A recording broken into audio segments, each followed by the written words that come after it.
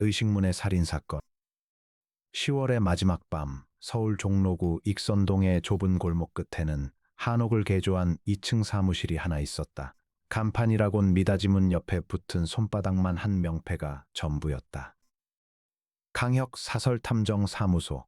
빗물에 젖어 글씨가 번진 그 명패를 우산을 접으며 들어오는 한 여자가 흘깃 올려다보았다. 이애나 28. 한국사 석사 과정을 수료하고도 학계의 자리를 잡지 못한 그녀가 이 사무소의 조수로 들어온 지 이제 막 1년이 되었다. 그녀의 손에는 등기 우편 하나가 들려 있었다. 선생님, 안동에서 등기가 왔어요. 발신인이 류정환이라는 분이세요. 2층의 작은 서재. 책상 위에는 식어버린 커피잔과 어제부터 펼쳐져 있는 조선왕조실록 영인본이 그대로였다. 강혁은 그 책에서 시선을 떼지 않은 채 손만 내밀었다. 읽어봐. 34살의 강혁은 전직 국립과학수사연구원의 프로파일러였다. 어떤 사건 하나를 계기로 사표를 던지고 나온 후 그는 이 작은 사무소에서 경찰이 손을 놓은 사건들만 골라받았다. 말수가 적고 표정이 더 적었다. 이에 나는 봉투를 뜯었다. 강혁 선생께 갑작스러운 서신을 용서하십시오. 저는 안동 풍산 류씨 종가의 13대 종손 류정환입니다. 저희 종가에서 사흘 전 재단 사무국장 한 사람이 자취를 감추었습니다. 경찰은 단순 가출로 보고 있으나 저는 그렇게 생각하지 않습니다.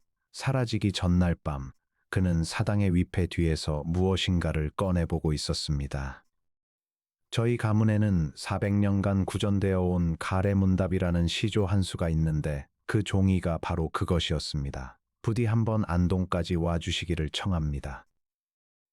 사례는 부르시는 대로 드리겠습니다. 이에 나는 편지를 내려놓았다. 가래문답이라 들어보신 적 있으세요? 없어. 종가마다 내려오는 사적인 문서는 외부에 공개되는 일이 거의 없으니까. 강혁이 처음으로 책에서 눈을 떼었다. 그의 회색 눈동자가 잠시 허공을 더듬다가 다시 편지로 떨어졌다. 사라진 사람이 위패 뒤에서 종이를 꺼내봤다는 부분이 흥미롭군. 평소에 그 문서의 존재를 알고 있었다는 뜻이거든. 그리고 류정환 씨가 직접 그 장면을 봤다는 건 본인도 그 종이의 의미를 어렴풋이 알고 있었다는 뜻이고, 단순 가출이 아닐 가능성이 높다고 보시는 거죠? 가출하는 사람은 사라지기 전날 밤에 사당에 들어가지 않아. 짐을 싸지. 강혁은 자리에서 일어났다. 옷걸이에서 짙은 회색 코트를 내리며 그가 말했다. 안동 가는 첫 차가 몇 시지? 6시 10분이요. 표 2장 끊어도 1시간 자고 출발한다. 안동역에 내렸을 때는 비가 그쳐 있었다. 늦가을의 새벽 공기가 칼처럼 차가웠다. 택시는 시내를 벗어나 낙동강 줄기를 따라 30분을 달려 풍산읍 외곽의 너른 들판 한가운데 자리한 고택 앞에 멈춰섰다. 기와집 7채가 암자로 둘러앉은 종택의 정문 앞에서 한 남자가 두 사람을 기다리고 있었다. 류정환, 46. 키가 크고 마른 체구에 검은 두루마기를 입은 그의 얼굴은 며칠 잠을 자지 못한 듯 거칠었다. 먼 길 오시느라 고생하셨습니다. 류정환입니다. 강혁입니다. 이쪽은 제 조수 이애나 씨. 안으로 드시지요. 차부터 한 잔 올리겠습니다. 사랑채로 안내된 두 사람 앞에 놓인 것은 뜨거운 작설차였다. 류정환은 잔을 내려놓으며 천천히 사정을 풀어놓았다. 사라진 사람은 오문석이라고 합니다. 올해 42이고 저희 풍산류씨 문화재단의 사무국장이지요. 한문학과 박사 출신으로 종가의 고문서 정리를 맡아온 지 7년이 되었습니다. 학식이 깊고 성실해서 저는 그를 친동생처럼 여겼습니다. 평소의 가족 관계는요? 이혼했습니다. 3년 전에. 자식은 없고 부모님은 일찍 돌아가셨습니다. 가까운 친척도 없는 걸로 압니다. 이애나가 수첩을 꺼내 메모를 시작했다. 강혁은 차를 한 모금 삼킨 뒤 물었다. 재단에는 직원이 몇 명입니까? 상근 직원은 셋입니다. 오문석 사무국장, 한지유 학예사, 그리고 회계 담당 김 선생. 한지유 씨는 36이고 입사한 지는 4년 됐습니다. 오 국장 추천으로 들어왔지요. 강혁의 눈썹이 미세하게 움직였다. 오 국장 추천으로요? 네. 두 사람은 대학원 선후배 사이라고 들었습니다. 두 사람이 사적으로 가까운 사이였습니까? 류정환은 잠시 망설였다. 한때 그런 소문이 있었습니다. 작년 봄까지는요. 그런데 올 여름부터 사이가 틀어진 듯 했습니다. 한 학예사가 오 국장을 피해 다닌다는 이야기를 다른 직원에게서 들었지요. 그 이유는 모르시고요. 제가 캐물을 일이 아니어서요. 강혁은 고개를 끄덕였다. 이미 머릿속에서는 사건의 구도가 어렴풋이 윤곽을 드러내고 있었다. 해고된 집사, 싸이가 틀어진 여인, 그리고 가문의 비밀 문서, 어디선가 본 듯한 그림이었지만 그는 섣불리 결론을 내리지 않았다. 한국에서 400년을 이어온 종가의 사정은 영국 빅토리아 시대의 저택과는 결이 다를 것이었다. 오 국장이 사라지기 전날 밤 직접 보셨다고 하셨지요. 그 장면을 한 번 더 말씀해 주십시오. 류정환의 얼굴이 어두워졌다. 그날이 10월 27일 밤이었습니다. 자정이 가까운 시각에 저는 잠이 오지 않아 사당 쪽으로 산책을 나갔습니다. 그런데 사당에 불이 켜져 있었습니다. 가까이 가보니 오 국장이 안에 있었어요. 그는 위패가 모셔진 감실의 받침대를 들어 올리고 그 아래에서 누렇게 변한 종이 한 장을 꺼내 들여다보고 있었습니다. 옆에는 손전등을 켜두고 다른 한 손에는 만년필과 작은 수첩이 있었지요. 무언가를 옮겨 적고 있는 것 같았습니다. 받침대 아래에 그런 게 있는 줄 종손께서는 알고 계셨습니까? 가래문답이라는 시조가 있다는 것은 알고 있었습니다. 어릴 적 돌아가신 아버지께서 한 번 보여주셨거든요. 종손이 대를 이을 때 한 번씩 펼쳐본다는 그런 종이라고 하셨습니다. 다만 그게 사당 어디에 보관되어 있는지는 저도 정확히 몰랐습니다. 그날 밤에 처음 알았지요. 그래서 어떻게 하셨습니까? 저는 그를 부르지 못했습니다. 솔직히 말씀드리면 당황했어요.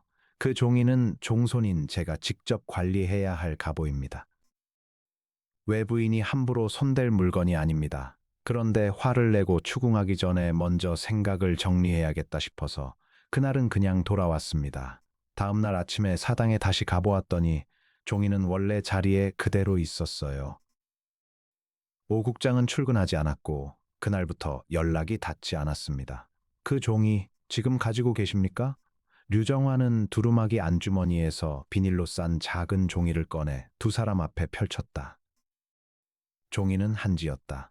400년 세월이 그대로 배어있는 종이의 결은 손을 대면 부서질 보였지만 글씨만은 또렷했다. 단정한 해서체로 적힌 7줄의 시조였다. 누구의 것인가 묻거든 떠난 임금의 것이라 하라. 누구에게로 가는가 묻거든 돌아올 임금에게라 하라. 어느 달에 묻었는가? 동짓달 보름이라. 어느 곳에 묻었는가? 그늘이 길을 가리키는 그곳이라. 한자하고도 7치. 그것이 첫걸음이라. 북으로, 동으로 셋, 남으로 둘. 다시 서로 하나 발 아래 돌이 울거든 그 아래를 보라. 강혁은 한참을 그 종이만 들여다보았다. 이해나가 옆에서 가만히 한문 원문을 살피더니 작은 목소리로 말했다. 이거 보물의 위치를 알려주는 글이에요, 선생님. 떠난 임금은 아마 망한 왕조의 임금을 뜻하는 것 같고 돌아올 임금은 복이 될 임금. 무언가를 숨겨두고 정통이 회복되면 꺼내라는 뜻으로 읽혀요. 동의해. 강혁이 짧게 말했다. 그런데 류 선생님, 풍산 류씨 가문이 어느 왕조와 그렇게 깊은 관계가 있습니까? 솔직히 말씀드리자면 400년 전이라면 임진왜란 직후입니다. 그 시기에 가문 차원에서 왕실에 무언가를 보관할 만한 사정이 있었습니까? 류정환은 잠시 망설이다가 천천히 입을 열었다. 이건 종가 바깥으로 한 번도 나간 적이 없는 이야기입니다만 저희 10대조 할아버님께서 광해군 시절 승정원 도승지를 지내셨습니다. 인조반정 직전 그분께서 광해군의 명을 받아 어떤 물건을 잠시 맡으셨다는 기록이 족보 엽가전에 남아 있습니다.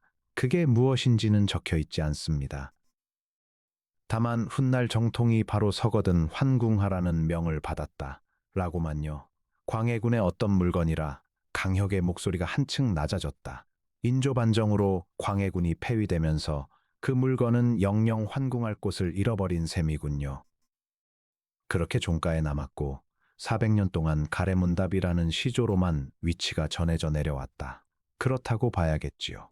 사실 저도 어릴 적 아버님 말씀을 들을 때는 그저 전설 같은 이야기라고만 여겼습니다.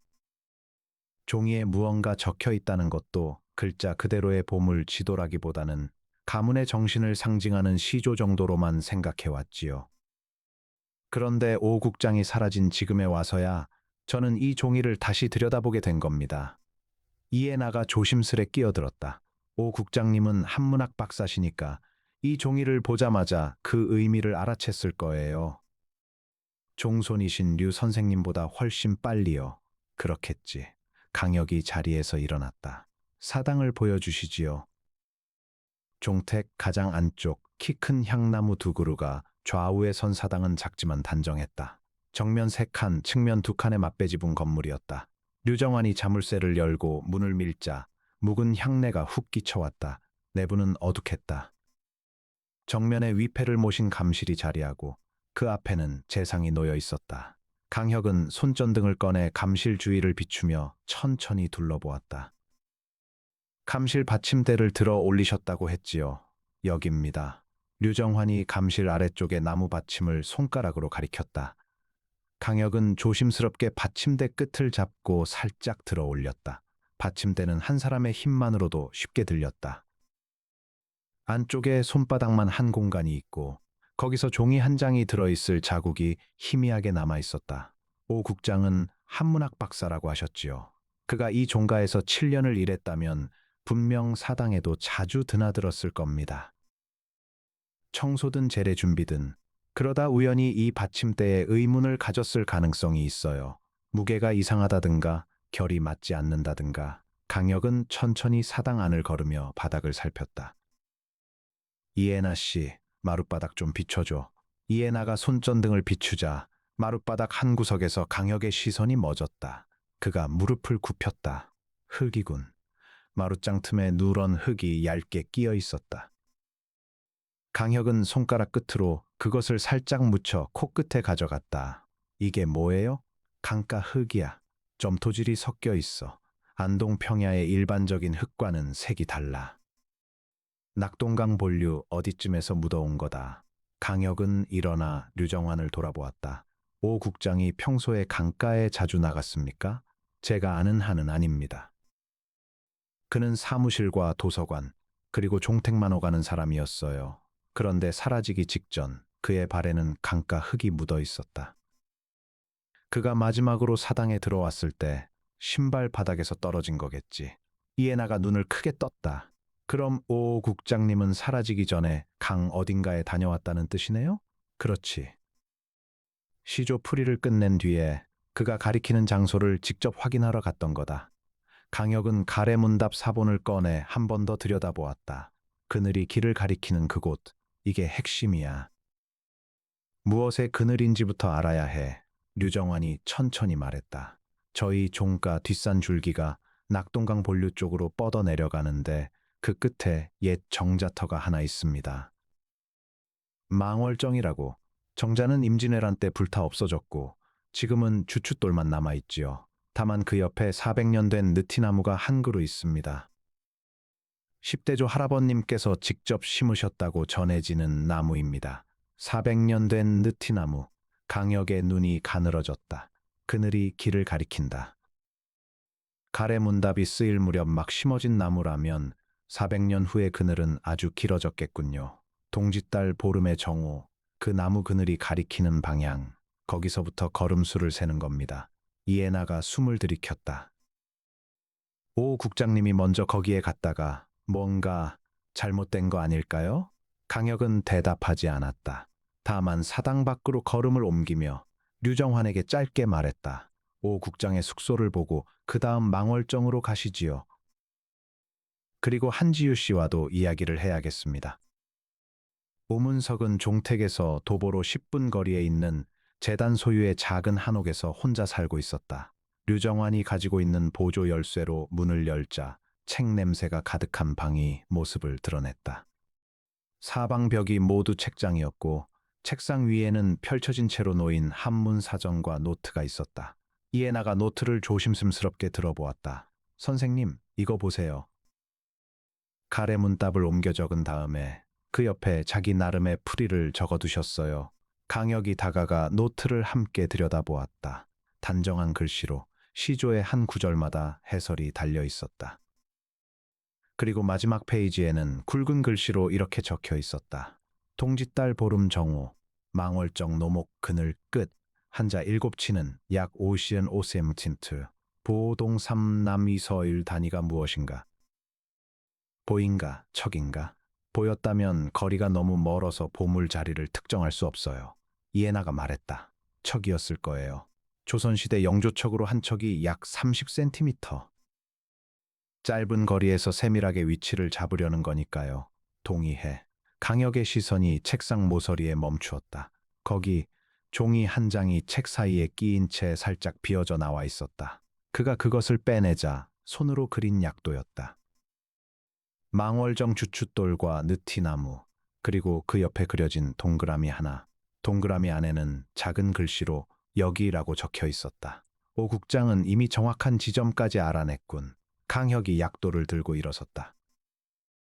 그리고 거기로 갔다.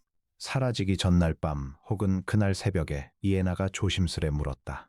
그럼 오 국장님은 보물을 직접 꺼낸 다음에 어디론가 도망친 걸까요? 강혁은 잠시 침묵하다가 천천히 고개를 저었다.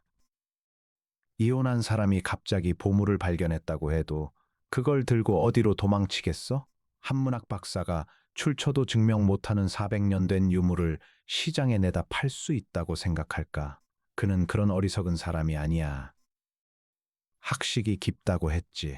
그럼 그는 어딘가에서 누군가와 함께 그곳에 갔어. 그리고 혼자만 돌아오지 못한 거다. 재단 사무실은 종택에서 차로 10분 거리에 있는 시내의 작은 건물 2층에 있었다. 한지우는 사무실에 출근해 있었다.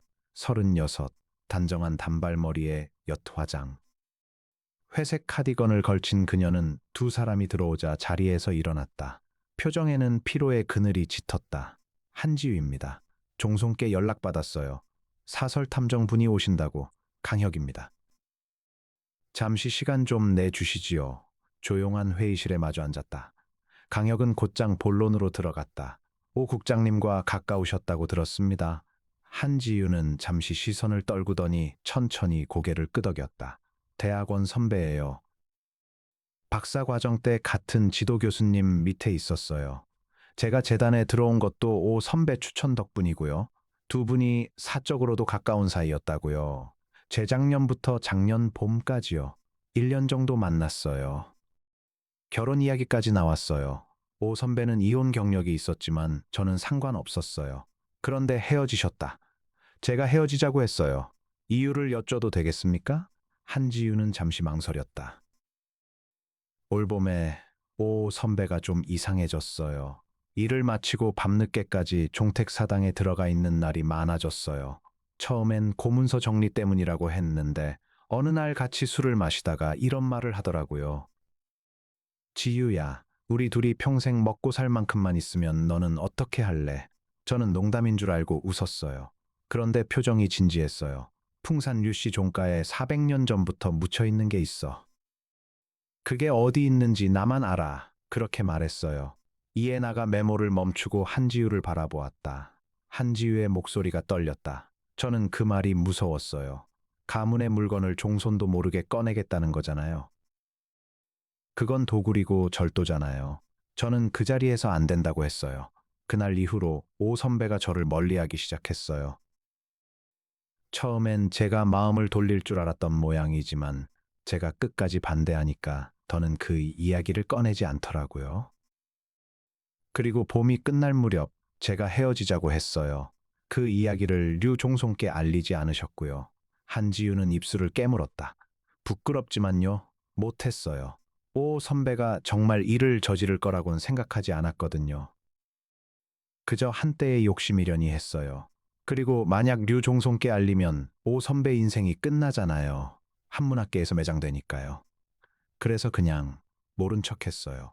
그게 잘못이었어요. 강혁은 한지우를 가만히 바라보았다. 그녀의 눈가에 눈물이 맺혀 있었지만 시선은 흔들리지 않았다. 거짓말을 하는 사람의 눈빛은 아니었다. 적어도 거짓말의 전부를 하는 사람의 눈빛은 아니었다. 한 학예사님, 네, 10월 27일 밤 어디에 계셨습니까? 집에 있었어요. 혼자요. 증명해 줄 사람은 없고요. 없어요. 저는 결혼도 안 했고 같이 사는 사람도 없어요. 강혁은 고개를 끄덕였다. 오 국장이 사라진 일을 처음 안 건 언제입니까? 28일 아침에 출근했더니 안 와 계셨어요. 오 선배는 한 번도 무단결근한 적이 없는 사람이에요. 점심때까지 연락이 안 돼서 제가 종손께 말씀드렸어요. 그날 이후로 오 국장에게서 연락 온 적은 없었고요. 네, 한 번도요. 강혁은 자리에서 일어났다. 회의실 문 앞에서 그가 잠시 멈추더니 돌아보지 않은 채 물었다. 한 학예사님, 마지막으로 한 가지만요. 오 국장이 보물 이야기를 꺼냈을 때 같이 갈 사람으로 누구를 염두에 두고 있는 것 같았습니까? 한지우의 어깨가 살짝 움찔했다. 모르겠어요. 저한테 같이 가자고 한 거였으니까요. 그렇군요. 감사합니다. 사무실을 나서며 이해나가 작은 목소리로 물었다. 선생님, 한 학예사님 말씀이 사실일까요? 절반은. 강혁이 짧게 답했다. 나머지 절반은 본인도 모르는 사이에 숨기고 있어. 그건 곧 드러날 거다. 오후 2시, 두 사람과 류정화는 망월정터에 도착했다. 정자가 있던 자리에는 사각형의 주춧돌 4개만이 풀숲 사이로 비죽 솟아 있었다. 그 옆에 400년 된 느티나무 한 그루가 가지를 넓게 펼치고 서 있었다. 줄기 둘레가 어른 셋이 팔을 둘러야 할 만큼이었다. 낙동강 본류는 거기서 100m쯤 아래로 흐르고 있었다. 강가의 누런 점토질 흙, 강혁은 잠시 그 풍경을 바라보았다. 동짓달 보름 정오. 양력으로 하면 12월 중순쯤 되겠군요. 네, 그쯤일 겁니다. 하지만 우리는 그때까지 기다릴 수 없어요. 오 국장은 이미 정확한 지점을 알아냈고 그 약도를 남겼습니다. 우리가 해야 할 일은 약도가 가리키는 곳을 찾는 겁니다. 강혁은 오문석의 방에서 가져온 약도를 펼쳤다. 약도에는 느티나무에서부터 일정한 거리에 동그라미가 그려져 있었다. 강혁은 약도를 회전시키며 실제 지형과 맞춰보았다. 북쪽이 어느 쪽입니까? 이쪽입니다. 류정환이 손가락으로 가리켰다. 강혁은 약도와 지형을 다시 비교했다. 느티나무 줄기에서 정확히 동남쪽으로 약 5걸음, 다시 동쪽으로 3걸음, 약도가 가리키는 자리는 저쪽이군요. 세 사람이 그 자리로 다 갔다. 풀이 무성한 평지였다. 강혁이 무릎을 굽혀 풀을 헤치자 누군가가 최근에 손을 뗀 흔적이 분명했다. 풀의 결이 한쪽으로 눌려 있었고 흙은 새로 덮은 듯 색이 균일하지 않았다. 누가 여기를 팠다가 다시 덮었어. 이에나가 숨을 들이켰다. 그 누군가가 오 국장님이라면 오 국장 혼자서 했을 수도 다른 사람과 함께였을 수도 있다. 강혁은 류정환을 돌아보았다. 종송께서는 결정하셔야 합니다. 이 자리를 우리가 파볼 것인지 아니면 경찰에 신고할 것인지. 류정환의 얼굴이 창백해졌다. 그가 잠시 입술을 깨물더니 천천히 말했다. 파봅시다. 안에 무엇이 있든 400년간 우리 가문이 지켜온 것입니다. 경찰보다 제가 먼저 봐야 합니다. 강혁은 말없이 고개를 끄덕였다. 종소는 종택으로 사람을 보내 삽세자루를 가져오게 했다. 세 사람이 흙을 파기 시작한 지 15분쯤 지났을 때 이에나의 삽 끝에 무언가 단단한 것이 부딪혔다. 선생님, 여기 뭔가 있어요. 강혁이 다가가 흙을 손으로 걷어냈다. 나무 상자가 아니었다. 사람의 발이었다. 가죽 구두를 신은 발, 이에나가 비명을 삼키며 한 발 물러섰다. 류정환의 얼굴이 흙빛이 되었다. 강혁은 침착하게 일어났다. 멈추십시오. 여기서부터는 경찰을 불러야 합니다. 경찰이 도착한 것은 1시간 뒤였다. 안동경찰서 강력팀 형사 둘과 감식반, 강혁이 류정환과 함께 미리 정리해둔 사정을 듣고 그들은 곧 발굴 작업에 들어갔다. 해가 기울어가는 늦가을의 들판에 임시 조명이 켜졌다. 오문석의 시신은 약 1m 깊이에 묻혀 있었다. 양복을 입은 채였다. 검시 결과 사망 추정 시각은 사흘 전. 그러니까 10월 27일 밤에서 28일 새벽 사이 사인은 후두부 둔기 손상에 의한 두개골 골절이었다. 즉사였을 겁니다. 감식반장이 강혁에게 짧게 말했다. 흉기는 아직 못 찾았지만 흔적으로 봐서는 묵직한 둥근 물체, 돌이나 망치 그 정도 무게, 시신 옆에 다른 것은요? 아무것도 없었습니다. 양복 주머니에서 지갑이 나왔는데 신분증과 현금이 그대로 있었어요. 강도 살인은 아닙니다. 강혁은 고개를 끄덕이고 발굴 현장에서 조금 떨어진 자리로 걸음을 옮겼다. 이해나가 그를 따랐다. 선생님, 보물은 없었어요. 시신만 있었어요. 그래, 보물은 다른 곳에 있다. 네? 강혁은 어둠이 내려앉기 시작한 강 쪽을 바라보았다. 오 국장은 시조의 마지막 줄까지 풀어내지 못한 채로 일단 시신이 묻힐 자리만 만들어졌어. 시조에는 발 아래 돌이 울거든 그 아래를 보라고 했는데 우리가 판 자리에는 돌이 없었지. 그러니까 그 자리는 보물의 자리가 아니야. 누군가 시신을 묻기 위해 미리 파놓은 자리지. 그게 무슨 뜻이에요? 오 국장을 죽인 사람이 시신을 묻을 자리로 이곳을 골랐다는 거다. 보물 가까운 곳에.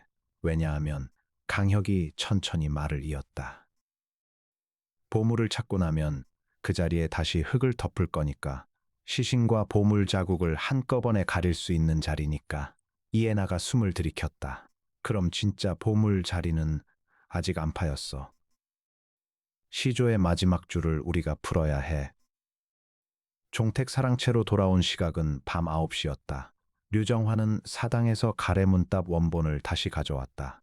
세 사람은 등잔을 켜두고 그 종이를 가운데 두었다. 발 아래 돌이 울거든 그 아래를 보라. 이에나가 시조의 마지막 줄을 읽었다. 돌이 운다는 게 무슨 뜻일까요? 여러 해석이 가능해. 강혁이 천천히 말했다. 첫째, 돌을 밟으면 소리가 난다는 뜻. 속이 빈 돌, 혹은 돌 아래 공간이 있어서 발소리가 울리는 경우. 둘째, 돌 자체가 흔들린다는 비유적 표현, 누르면 움직이는 돌. 셋째, 비유가 더 깊어서 어떤 특정한 형태의 돌을 가리키는 경우. 오 국장은 어디까지 풀었을까요? 노트를 다시 보자. 류정환이 오문석의 방에서 가져온 노트를 펼쳤다. 마지막 페이지에는 북동 삼남 두 서울의 풀이와 함께 그 옆에 작은 글씨로 이런 메모가 있었다. 느티나무에서 출발해 북도동 삼남 뒤 서울로 가면 망월정 옛 주춧돌 중 하나에 닿는다. 그 주춧돌의 위치를 다시 한번 확인할 것. 동짓달 보름 정오의 그늘이 그 주춧돌 위로 떨어지는가? 이에나가 눈을 빛냈다. 선생님, 주춧돌이에요. 망월정 주춧돌이 사방에 4개 있었잖아요. 그 중 하나가 보물의 자리예요. 발 아래 돌은 그 주춧돌을 뜻하는 거예요. 맞아. 강혁이 노트를 덮었다. 오 국장은 거기까지 알아냈다. 그러니까 마지막 작업은 그 주춧돌 아래를 파는 일이었을 거야. 그런데 왜 안 파고 죽었을까요? 파러 갔다가 죽은 거다. 같이 간 사람에게. 강혁은 류정환을 돌아보았다. 오 국장이 가장 신뢰했을 만한 그리고 가장 의심했을 만한 사람은 누구입니까? 한지유 학예사겠지요. 그렇겠지요. 그런데 한 학예사는 봄에 이미 그와 결별했고 보물 이야기를 거절했습니다. 오 국장이 다시 그녀에게 같이 가자고 했다면 그녀가 응했을까요? 응하지 않았을 겁니다. 그렇다면 오 국장은 새로운 동행자를 구한 겁니다. 한 학예사가 아닌 누군가를. 강혁의 시선이 등잔불 너머의 류정환에게 머물렀다. 류정환의 얼굴이 미세하게 굳었다. 저를 의심하시는 겁니까? 의심한다기보다는 한 가지를 확인하고 싶습니다. 종손께서는 10월 27일 밤 사당에서 오 국장을 보셨다고 하셨지요. 그를 부르지 못하고 그냥 돌아왔다고요. 그렇습니다. 왜 부르지 못하셨습니까? 종손의 권리로 충분히 추궁하실 수 있었을 텐데요. 아까 말씀드렸듯이 당황해서요.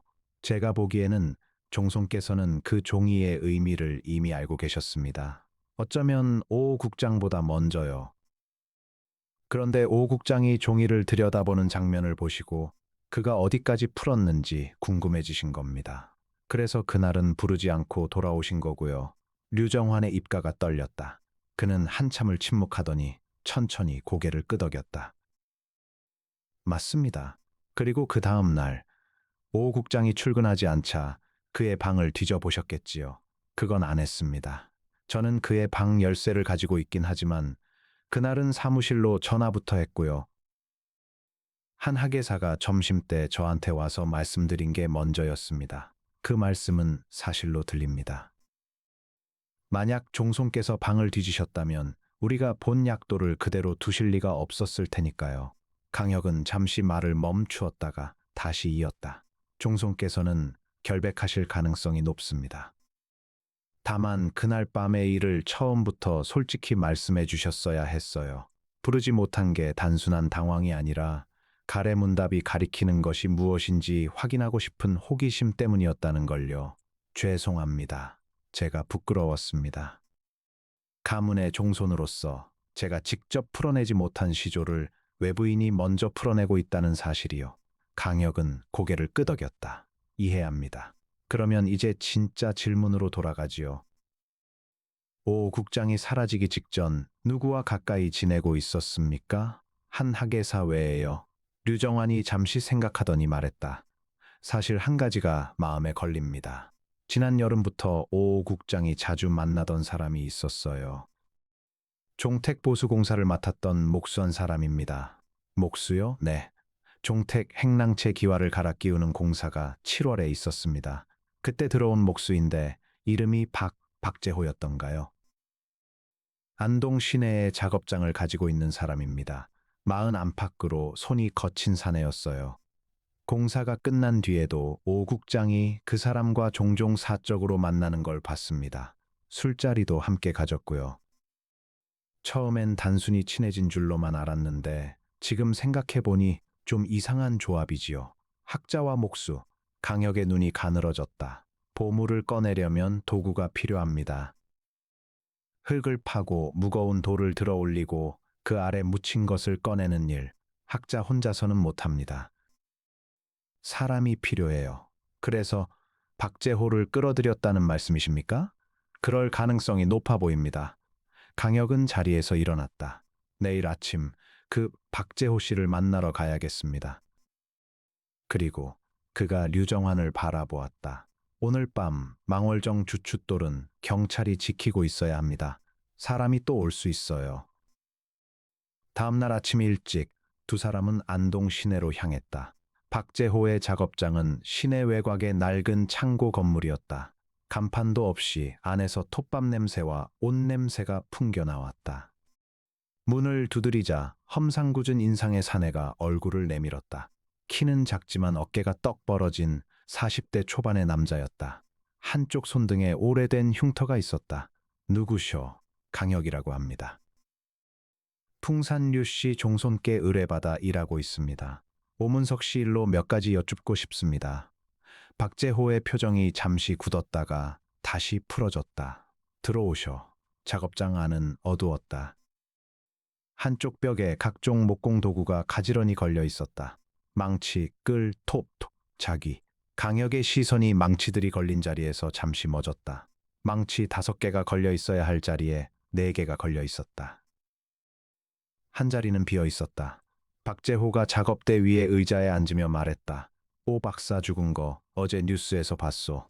안 됐더만. 두 분이 가까운 사이였다고 들었습니다. 가깝다기보다는 술친구였소. 작년 여름에 종택공사 들어갔다가 알게 됐지. 오 박사가 학식이 있는 양반인데 또 술자리에선 격이 없더라고. 나 같은 무지렁이하고도 잘 어울려줬소. 오 박사가 최근에 뭔가 부탁한 일은 없었습니까? 박재호가 잠시 침묵했다. 그의 시선이 작업대 위에 톱밥을 의미 없이 더듬다가 다시 강혁에게로 돌아왔다. 솔직히 말하리다. 한 달쯤 전에 술자리에서 이상한 말을 했소. 어디 산속에 묻힌 게 있는데 같이 파내자고. 보수는 두둑이 주겠다고. 그게 뭐냐고 물으니까 옛날 물건이라고만 했소. 수락하셨습니까? 안 했소. 나도 그 정도 분별은 있는 사람이오. 출처 모르는 물건을 파낸다는 게 도굴이지 뭐요. 잘못하면 감옥 가는 일이오. 그 뒤로 오 박사가 다시 부탁한 적은 없고요. 없었소. 한 번 거절하니까 더는 말 안 꺼내더만. 그 뒤로 한 달은 못 봤소. 10월 27일 밤에는 어디 계셨습니까? 박재호의 눈이 잠시 흔들렸다. 집에 있었소. 마누라하고 같이 부인께서 증명해 주시겠지요. 그렇소. 강혁은 잠시 박재호를 바라보다가 천천히 시선을 옮겨 망치 거리를 다시 보았다. 망치 한 자루가 비어 있군요. 박재호의 얼굴 근육이 미세하게 굳었다. 그게 며칠 전에 작업하다가 자루가 부러져서 버렸소. 버린 망치 보여주실 수 있습니까? 네 쓰레기차가 가져갔소. 강혁은 고개를 끄덕였다. 더 묻지 않았다. 그는 자리에서 일어났다. 바쁘신데 시간 내주셔서 감사합니다. 또 뵐 일이 있을지도 모르겠군요. 작업장을 나서며 이해나가 작은 목소리로 말했다. 선생님, 저 사람, 그래. 강혁이 짧게 답했다. 저 사람이 거짓말을 하고 있어. 그것도 서툴게. 바로 잡으러 가요? 아니, 아직 증거가 없어. 박재호는 의뢰만 받았다고 부인할 거고 망치는 이미 처리했다고 할 거다.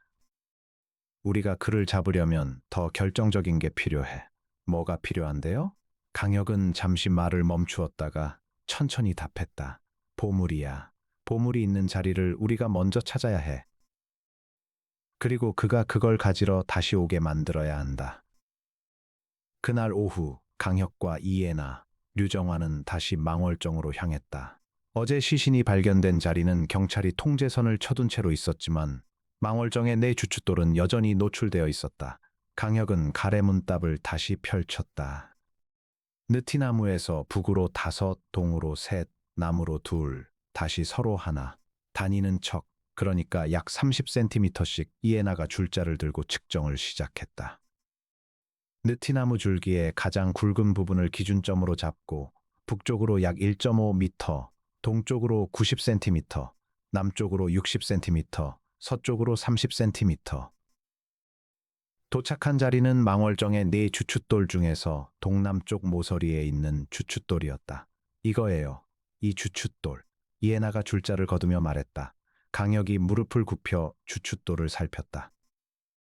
사방 40cm, 두께 20cm쯤 되는 정사각형의 화강암이었다. 표면에는 400년 풍상의 흔적이 가득했다. 이걸 들어 올려야 하는데 무게가 만만치 않겠군요. 쫑택에서 사람들을 부르겠습니다. 류정환이 말했다. 그러나 강혁이 손을 들어 말렸다. 잠시만요. 사람이 많아지면 소문이 납니다. 그러면 박재호가 도망갑니다. 우리 셋이 들어보지요. 안 되면 다시 부르면 됩니다. 세 사람은 주춧돌의 가장자리를 잡고 힘을 모았다. 의외로 주춧돌은 비교적 쉽게 들렸다. 400년 동안 그 자리에 단단히 박혀 있을 것 같았던 돌이 마치 누군가 한 번 이상 들어 올렸다 다시 내려놓은 것처럼 움직였다. 이미 한 번 옮겨졌었군요. 류정환이 숨을 몰아쉬며 말했다. 오 국장이 사라지기 전에 한 번 들어 올렸다 다시 내려놓은 모양입니다. 주춧돌 아래는 흙이었다. 강혁이 그 흙을 천천히 걷어내자 약 30cm 깊이에서 단단한 무언가가 손끝에 닿았다. 나무였다. 오칠이 된 나무 상자. 세 사람이 조심스럽게 상자를 꺼냈다. 가로 40cm, 세로 30cm, 높이 20cm쯤 되는 크기였다. 오칠은 400년 세월에도 불구하고 여전히 검게 빛났다. 자물쇠는 없었고 위쪽에 작은 걸쇠가 달려있을 뿐이었다. 류정환의 손이 떨렸다. 열어봐도 되겠습니까? 종손께서 여십시오. 가문의 물건입니다. 류정환이 천천히 걸쇠를 풀고 뚜껑을 들어 올렸다. 안에는 누런 비단으로 감싼 무언가가 들어있었다. 그는 비단을 한 겹씩 풀어냈다. 마지막 비단이 풀린 순간 늦가을의 햇살 아래 무언가가 묵직하게 빛을 받았다. 옥새였다. 정확히 말하면 옥으로 깎은 작은 어보. 손잡이 부분에 거북이 한 마리가 정교하게 새겨져 있고 바닥면에는 전서체로 글자가 새겨져 있었다. 이해나가 숨을 들이켰다. 이거 광해군지보예요. 광해군의 어보. 인조반정 때 사라졌다는 그 어보. 류정환의 얼굴이 창백해졌다. 정말로 있었군요. 가전의 이야기가 전설이 아니었어요. 강혁은 침착하게 말했다. 이 어보 자체의 값어치는 시장에 내놓으면 부르는 게 값일 겁니다. 그러나 문화재로서의 가치는 그보다 훨씬 큽니다. 광해군의 어보가 현존한다는 사실 자체가 한국 사학계의 커다란 사건입니다. 그래서 오 박사가 욕심을 부린 것이군요. 아마도요. 다만 그는 이걸 손에 넣기 직전에 죽었습니다. 직접 손도 대보지 못한 채로요. 강혁은 어보를 다시 비단으로 감싸 상자에 넣고 뚜껑을 닫았다. 이걸 종택으로 가져가시면 안 됩니다. 박재호가 다시 가지러 올 겁니다. 우리는 그 자리에 함정을 놓아야 합니다. 강혁의 계획은 단순했다. 어보가 든 상자는 종택 사랑채의 안전한 곳에 보관하고 망월정 주춧돌 아래에는 빈 상자를 똑같이 만들어 묻어두기로 했다. 박재호가 오문석을 죽이고도 아직 보물을 가져가지 않은 이유는 시신이 발견되기 전까지는 흔적을 남기지 않으려 했기 때문이다. 그러나 이제 시신이 발견됐고 경찰이 수사에 들어갔다. 그가 보물을 가져가려면 지금이 아니면 안 된다. 어쩌면 오늘 밤일지도 모른다. 저녁 무렵 강혁은 안동경찰서의 강력팀장과 따로 만나 사정을 설명했다. 처음에는 사설 탐정의 계획을 반신반의하던 팀장도 박재호의 거짓 진술과 사라진 망치 한 자루에 대한 강혁의 설명을 듣고는 협조에 동의했다. 좋습니다. 형사 둘이 잠복하지요. 단 한 사람도 다치면 안 됩니다. 감사합니다. 어둠이 내리자 망월정 일대는 고요해졌다. 형사 두 명은 느티나무에서 조금 떨어진 덤불 속에, 강혁과 이해나는 정자터의 반대편 풀숲 속에 자리를 잡았다.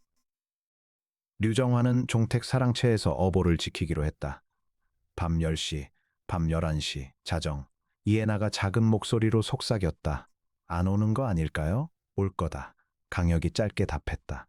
그는 지금 초조해. 오문석이 죽은 자리 근처에 보물이 있다는 걸 안다. 시신이 발견된 이상 경찰이 그 일대를 다시 수색할 가능성이 있어. 보물이 발견되면 그는 모든 동기를 잃는 셈이지. 살인의 보상이 사라진 거니까. 오늘 밤이 그에게는 마지막 기회야. 새벽 1시 반, 저 멀리 강가 쪽에서 풀을 헤치는 소리가 들렸다. 그림자 하나가 천천히 망월정으로 다가왔다. 손에는 삽이 들려 있었다. 그림자는 주위를 한 차례 둘러보고 한참을 가만히 서 있더니 망월정 동남쪽 모서리에 주춧돌로 다가갔다. 박재호였다. 그는 익숙한 손놀림으로 주춧돌을 들어 올리기 시작했다. 혼자서는 무거웠지만 그는 이미 한두 번 들어 올린 경험이 있는 듯 보였다. 주춧돌이 옆으로 쓰러지자 그는 삽을 들어 흙을 파기 시작했다. 이해나가 강혁의 옷자락을 잡았다. 강혁이 손가락을 입술에 대며 신호했다.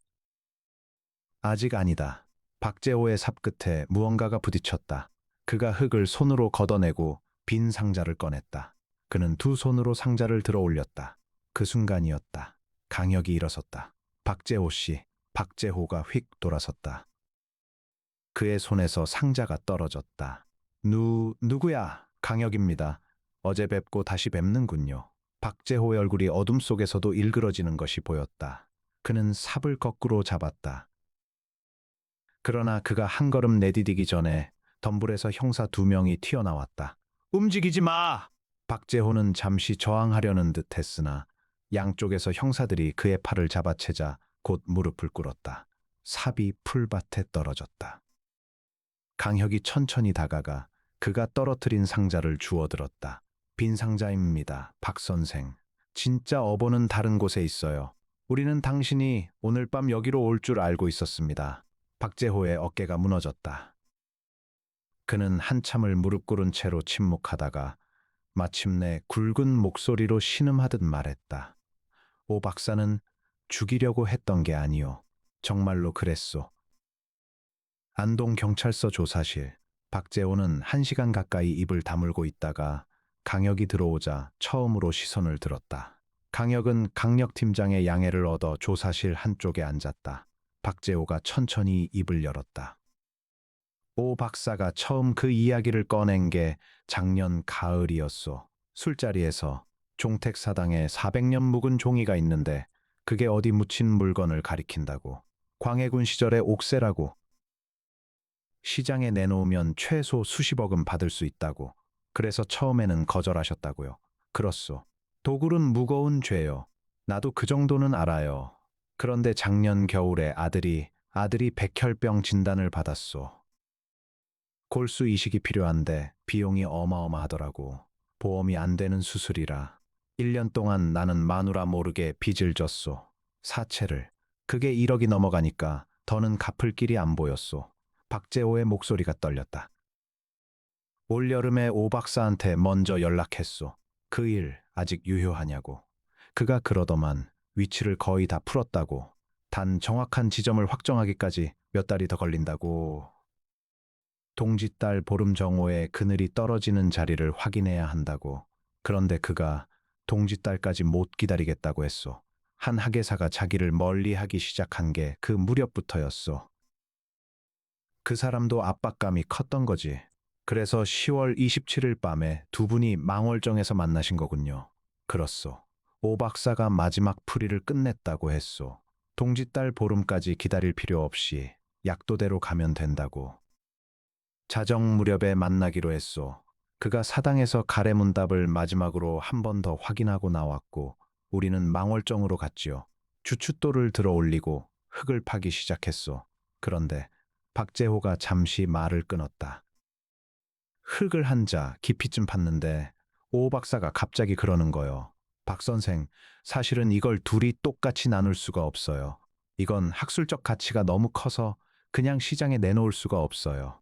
다른 방법을 찾아야 해요.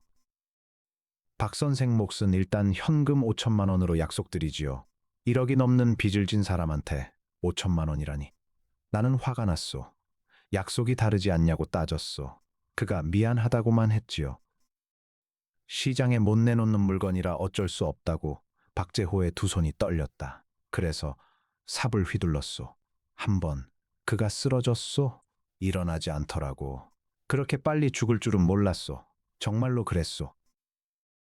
정신을 차리고 보니 내가 사람을 죽인 거였소. 보물은 아직 흙 속에 있었고. 그래서 나는 일단 그를 거기 옆자리에 묻었소. 보물은 그대로 두고. 시신이 발견되지 않으면 나중에 다시 와서 보물만 가져가려고. 그런데 시신이 너무 빨리 발견됐군요. 사흘 만에 그렇게 빨리 발견될 줄은 몰랐소. 종손이 사설 탐정까지 부를 줄도 몰랐고. 박재호는 두 손에 얼굴을 묻었다. 아들이 4개월밖에 못 산다고 했소. 골수 이식만 받으면 살 수 있다는데. 그 돈이 필요했소. 조사실 안에는 한참 동안 침묵만 흘렀다. 강혁이 자리에서 일어났다. 박 선생, 아드님은 살 수 있을 겁니다. 다만 그건 박 선생이 해줄 수 있는 일이 아니에요. 아드님은 박 선생이 평생을 들여 갚아 나가야 할 책임 중에 하나가 됐을 뿐입니다. 사람을 죽인 죄와는 별개로요? 박재호는 대답하지 않았다. 강혁은 조사실을 나섰다. 복도에서 이해나가 그를 기다리고 있었다. 마음이 무거우세요? 그래, 강혁이 짧게 답했다. 그는 잠시 창밖의 새벽 하늘을 바라보다가 다시 걸음을 옮겼다. 가자, 종손께 보고 드려야지. 다음 날 오후 강혁과 이해나는 종택 사랑채에서 류정환과 마주 앉았다. 어보가 든 상자가 세 사람 사이에 놓여 있었다. 강 선생님 덕분에 가문의 오랜 비밀이 풀렸습니다. 류정환이 머리를 숙였다. 그리고 오국장의 살인 사건도 해결됐고요. 사례는 약속드린 대로 2배로 드리겠습니다. 약속한 금액만 받겠습니다. 강혁이 차분히 답했다. 종손께 한 가지 부탁이 있습니다. 말씀하시지요. 이 어보, 국가에 기증하시지요. 류정환의 눈썹이 올라갔다. 기증을요. 광해군의 어보입니다. 인조반정으로 사라졌다고 기록된 한국 사학계의 미스터리 중 하나입니다. 가문이 400년 동안 비밀로 지켜온 것은 충분히 의미 있는 일이었습니다. 그러나 이제는 시대가 다릅니다. 이 어보가 종가의 금고에 다시 들어가면 또다시 누군가의 욕심을 자극할 겁니다. 박 선생 같은 사람이 나타날 수 있어요. 류정환은 한참을 침묵하다가 천천히 고개를 끄덕였다. 맞는 말씀입니다. 가문의 가전, 또 결국 광해군의 명을 받아 보관해 둔 것이지 우리 가문의 소유가 아닙니다.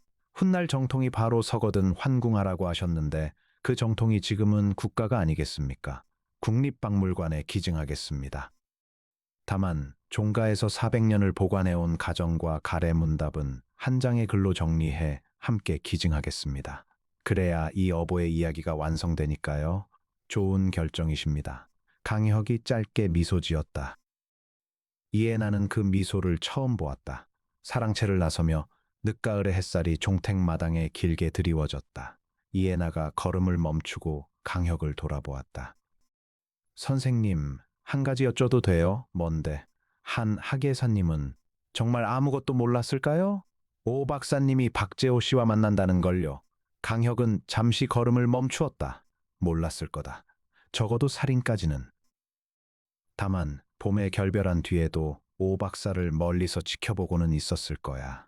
그가 결국 일을 저지를까봐 두려운 마음으로. 그러나 그녀는 종손에게 알리지 않았지. 그게 그녀의 약함이고 죄책감의 자리야. 그 죄책감은 평생 그녀를 따라다닐 거다. 우리가 더 추궁할 일은 아니야. 네. 이에나가 천천히 고개를 끄덕였다. 종택 소슬 대문 밖으로 두 사람이 걸어 나왔다.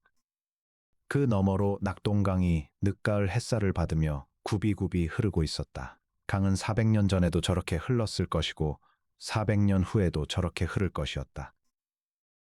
그러나 그 강가에서 사람들이 무엇을 묻고 무엇을 파내고 무엇 때문에 서로를 해치는지는 시대마다 다르고 또 같았다.